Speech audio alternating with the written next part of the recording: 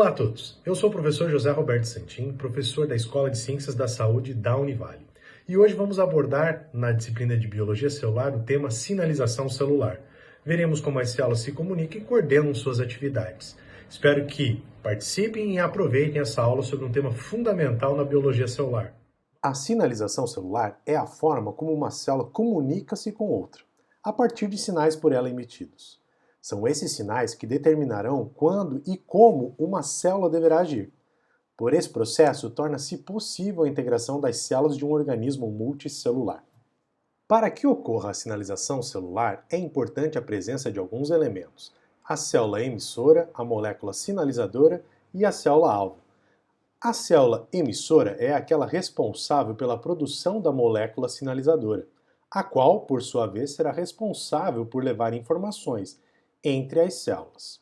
Já a célula-alvo receberá a molécula sinalizadora, que se ligará a receptores específicos.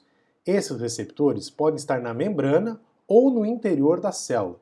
Importante destacar que algumas células não irão apresentar o receptor para esta molécula sinalizadora, se comportando então como uma célula não-alvo. A mensagem carregada por um ligante é geralmente retransmitida por uma cadeia de mensageiros químicos dentro da célula. Em última análise, isso leva a uma mudança na célula, como a alteração da atividade de um gene ou até mesmo a indução de todo um processo, como por exemplo a divisão celular.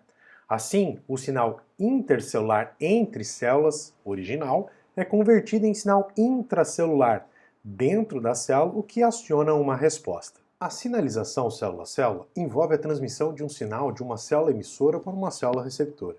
No entanto, nem todas as células emissoras e receptoras são vizinhas próximas, e nem todos os pares de células trocam sinais da mesma forma.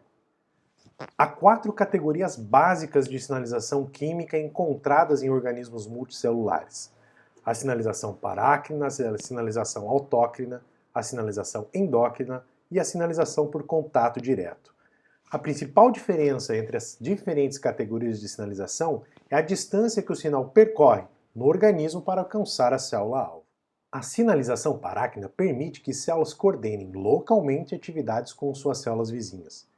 Embora elas sejam usadas em muitos tecidos e contextos diferentes, sinais parácrinos são especialmente importantes durante o desenvolvimento, quando permite que um grupo de células comunique a um grupo de células vizinhas qual identidade devem assumir.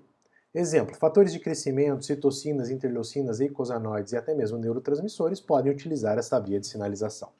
Um exemplo de sinalização sináptica é quando o neurônio emissor dispara. Um impulso elétrico move-se rapidamente pela célula, viajando por uma fibra de longa extensão denominada axônio. Quando o impulso alcança a sinapse, ele provoca a liberação de ligantes, chamados neurotransmissores, os quais rapidamente cruzam o pequeno espaço entre as células nervosas. Quando os neurotransmissores chegam na célula receptora, eles ligam-se a receptores e causam uma alteração química dentro da célula, muitas vezes abrindo canais iônicos e ou mudando o potencial elétrico através da membrana da célula. As células utilizam o sistema circulatório para transmitir sinais por longas distâncias.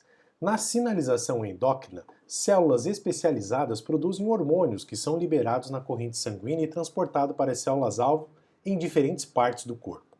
As glândulas endócrinas, como a tireoide, o hipotálamo, a pituitária, as gônadas e o pâncreas, liberam diferentes tipos de hormônio que desempenham funções reguladoras no desenvolvimento e na fisiologia. Em outra forma de sinalização direta, duas células podem se ligar uma à outra porque carregam proteínas complementares em sua superfície. Quando as proteínas se ligam umas às outras, essa interação muda a forma de uma ou de ambas as proteínas transmitindo o sinal. Esse tipo de sinalização é especialmente importante no sistema imune, onde células do sistema imune usam marcadores de superfície celular para reconhecerem células próprias, as células do próprio corpo, e células infectadas por patógenos. Na próxima aula, ampliaremos nosso conhecimento sobre receptores e ligantes, pois eles possuem várias formas, mas todas têm uma coisa em comum. Existem em pares estreitamente alinhados, com o receptor reconhecendo apenas um ou poucos ligantes específicos, e um ligante se ligando a apenas um ou poucos receptores-alvos. A ligação de um ligante a um receptor muda sua forma ou atividade, permitindo-lhe transmitir um sinal